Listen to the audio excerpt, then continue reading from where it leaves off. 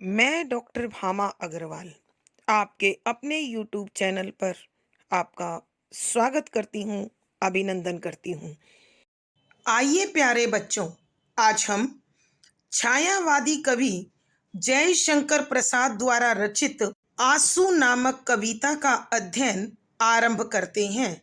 यह प्रसाद जी का एक सुप्रसिद्ध प्रेम काव्य है, जिसमें प्रेम के संयोग और वियोग दोनों ही रूपों का बड़ा मार्मिक हृदय स्पर्शी चित्रण हुआ है। इसमें कवि ने आत्मकथात्मक शैली में अपने जीवन में पत्नी का आगमन, मिलन, उसके सौंदर्य की अनुभूति, दोनों के बीच प्रणय के पल और जीवन साथी के जीवन में आने से उत्पन्न आनंद, आकर्षण, सौंदर्य और उसके जाने से उत्पन्न विरह और पीड़ा का बड़ा सुंदर वर्णन किया गया है। यद्यपि इस काव्य को प्रेम काव्य कहा जाता है, परंतु इसमें विरह की प्रधानता है, जैसा कि इसके नाम आंसू से पता चल रहा है। कवि के हृदय की अपनी अनुभूतियों, अनुभवों और उनके हृदय के भावों का बड़ा सुंदर चित्रांकन यहाँ हमें देखने को मिलेगा। तो आइए प्रसंग और विशेष सहित उनकी इस कविता की अब हम व्याख्या पढ़ते हैं। पद संख्या 1। इस करुणा कलित हृदय में अब विकल रागिनी बजती, क्यों हाहाकार स्वरों में वेदना असीम गरजती। प्रसंग प्रस्तुत पद हमारी हिंदी की पाठ्य पुस्तक हिंदी भाषा एवं आधुनिक कविता में संकलित छायावादी कवि जयशंकर प्रसाद जी द्वारा रचित आंसू नामक कविता से लिया गया है। संदर्भ: इस कविता में कवि ने आत्मकथात्मक शैली में अपने जीवन साथी का जीवन में आगमन, उसके सौंदर्य को देखकर मन पर होने वाला प्रभाव, प्रणय के सुखद पलों की अनुभूतियां, आपसी प्रेम एवं वियोग के पलों का बड़ा ही हृदय स्पर्शी चित्रण किया है।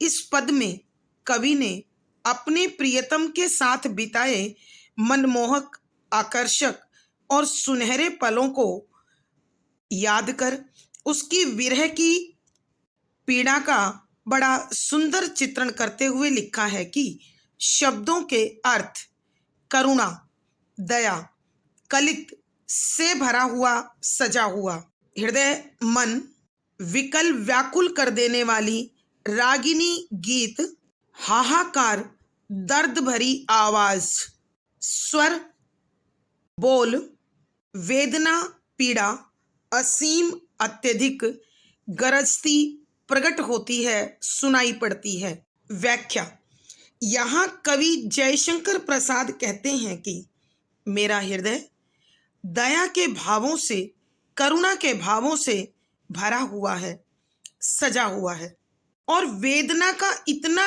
अधिक स्थान है, करुणा इतनी अधिक मात्रा में है कि हमेशा यहाँ व्याकुल कर देने वाले गीत बजते रहते हैं। अर्थात कवि के कहने का भाव यह है कि उनका हृदय इतना अधिक दुखी है कि जब भी वो कुछ लिखना चाहते हैं, बोलना चाहते हैं, कहना सुनना चाहते हैं, तो वहाँ व्याकुल कर देने वाले भाव ही प्रकट होते हैं, सुनाई पड़ते हैं। क्यों हाहाकार स्वरों में वेदना असीम गरजती, कि मैं जब भी कुछ बोलता हूँ, जब भी कुछ कहता हूँ, तो वहाँ केवल पीड़ा, दर्द और बेचैनी ही सुनाई पड़ती है, क्योंकि मेरे मन की पीड़ा का कोई और छोर नहीं है।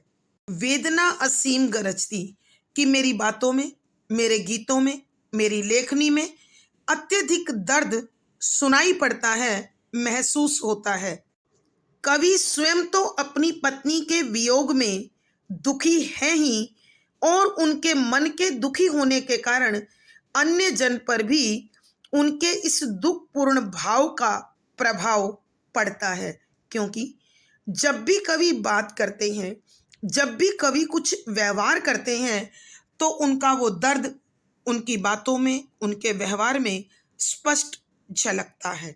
भावार्थ: कवि के कहने का भाव यह है कि दुख से भरा हुआ कवि का हृदय, वियोग से तड़पता हुआ उनका हृदय जब भी किसी प्रकार का व्यवहार करता है, कुछ बोलता है, तो वो वेदना, वो पीड़ा, वो दर्द स्पष्ट सुनाई पड़ता है, दिखाई पड़ता है।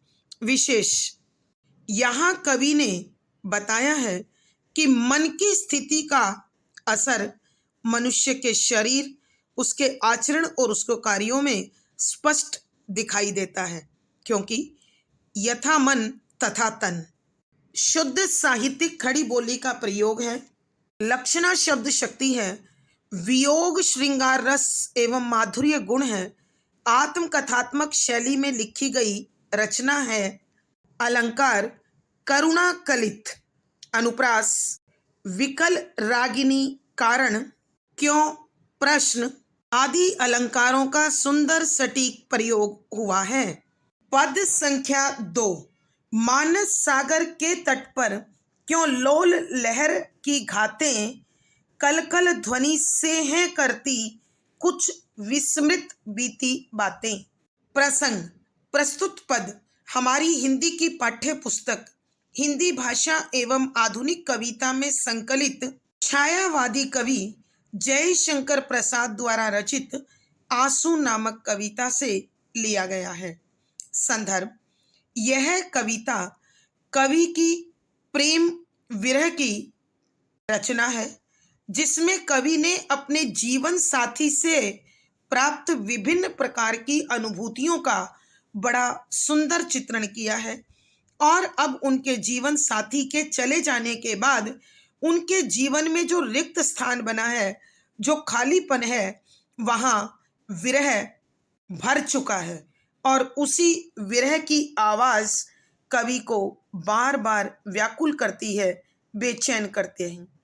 अपने इन्हीं भावों को स्पष्ट करते हुए कवि ने लिखा है कि शब्दों के अर्थ: मानस सागर, मानस मन, सागर समुद्र, तट किनारा, लोल चंचल, लहर लहरें, घातें आपस में टकराना, कलकल पानी के बहने का स्वर, ध्वनि आवाज, विस्मृत भूली हुई बीती बातें, पुराने समय की यादें।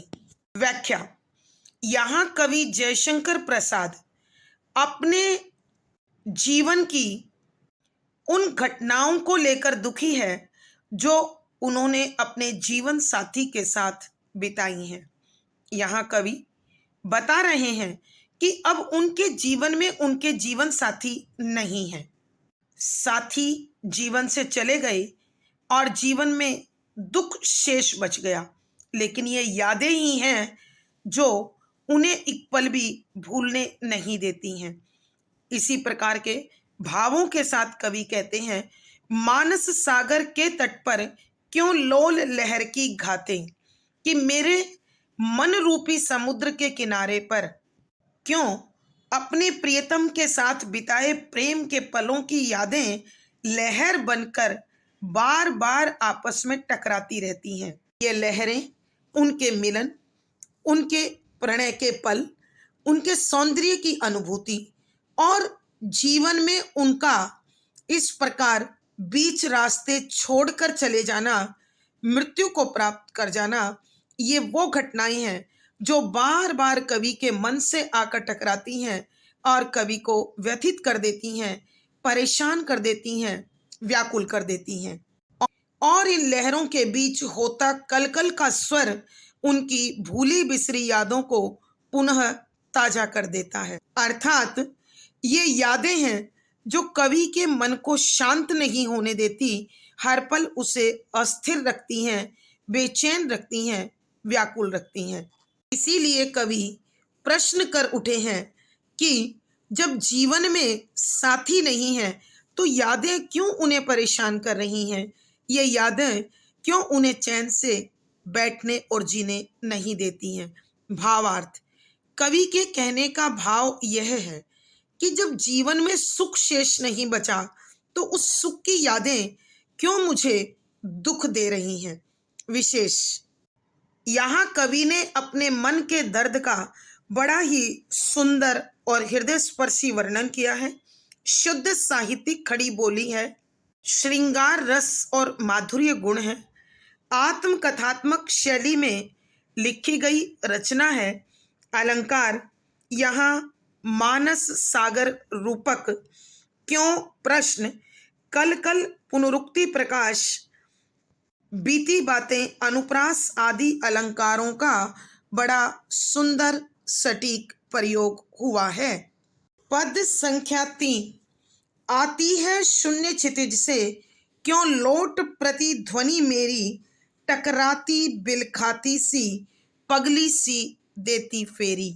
प्रसंग, प्रस्तुत पद हमारी हिंदी की पाठ्य पुस्तक हिंदी भाषा एवं आधुनिक कविता में संकलित छायावादी कवि जयशंकर प्रसाद द्वारा रचित आंसू नामक कविता से लिया गया है। संदर्भ, यहाँ कवि ने अपने बीते सुखद जीवन की अपने जीवन साथी के साथ बिताए आनंददायक मनमोहक आकर्षक पलों का बड़ा मार्मिक चित्र खींचा है और अब जीवन साथी के चले जाने के बाद, उसकी मृत्यु के बाद उनके जीवन में जो रिक्त स्थान बना है, जो विरह है, जो वियोग है, उसका बड़ा ही मार्मिक दर्शन उन्होंने कराया है।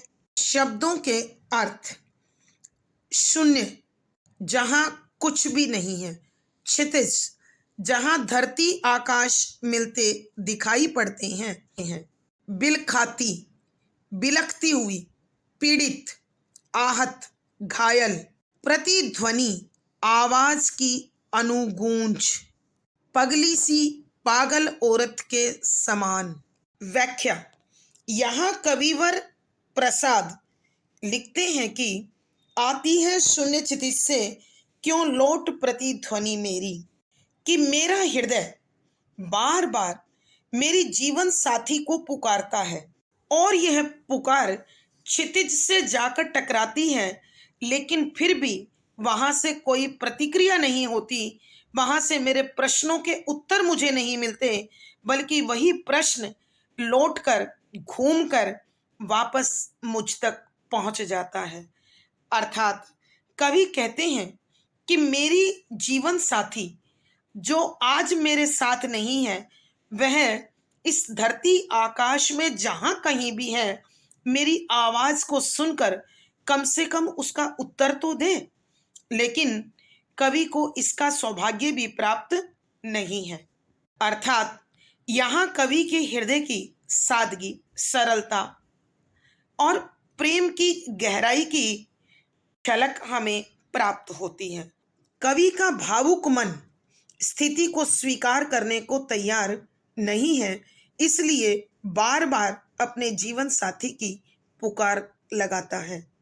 टकराती बिलखाती सी पगली सी देती फेरी, कि कवि तक लौटकर आती यह अनुगूंज कवि को ठीक उसी प्रकार दिखाई देती है जैसे कोई पागल औरत यहाँ वहाँ किसी को खोजते हुए वापस उसी स्थान पर बार बार आ जाती है। अर्थात कवि का कहना है कि मेरी ही आवाज मुझ तक उन्हीं प्रश्नों के साथ वापस मिलती, मुझे लगता है कि मेरा हृदय, मेरे प्रश्न और मेरी भावनाएं आज वियोग में, विरह में पागल के समान अनियंत्रित है, अमर्यादित है, अत्यधिक व्यथित है। इसीलिए कवि को लगता है कि उसकी पुकार सुनकर जब कोई प्रति उत्तर प्राप्त नहीं होता तो उनकी व्यथा, उनकी पीड़ा, उनका यह दर्द कई गुना अधिक बढ़ जाता है। भावार्थ, कवि के कहने का भाव यह है कि जीवन साथी जीवन से चला गया, मगर उसकी यादें, उससे उत्पन्न व्याकुलता और उनका दर्द दिन प्रतिदिन उन्हें और भी अधिक गहरा होकर मिलता जा रहा है। विशेष यहाँ कवि के मन में जो असहनीय पीड़ा है, जो अत्यधिक दर्द है उसकी झांकी हमें प्राप्त होती है। शुद्ध साहित्यिक खड़ी बोली का प्रयोग है। वियोग श्रृंगार रस माधुर्य गुण है। आत्मकथात्मक शैली में लिखी गई पंक्तियां हैं। अलंकार यहाँ क्यों प्रश्न, बिलखाती सी पगली सी उपमा, अनुप्रास आदि अलंकारों का बड़ा सुंदर सटीक प्रयोग हुआ है। आज की कक्षा में प्यारे बच्चों इतना ही। अगली कक्षा में फिर मुलाकात होगी। आशा है पढ़ा गया विषय आपको अच्छी प्रकार से समझ में आया होगा। अपने भाव व विचार कमेंट बॉक्स में अवश्य लिखें। वीडियो को लाइक करें, शेयर करें और ऐसी ही शैक्षणिक वीडियो के लिए चैनल को सब्सक्राइब करें। आपका दिन और जीवन मंगलमय हो, इसी शुभकामना के साथ धन्यवाद, आभार।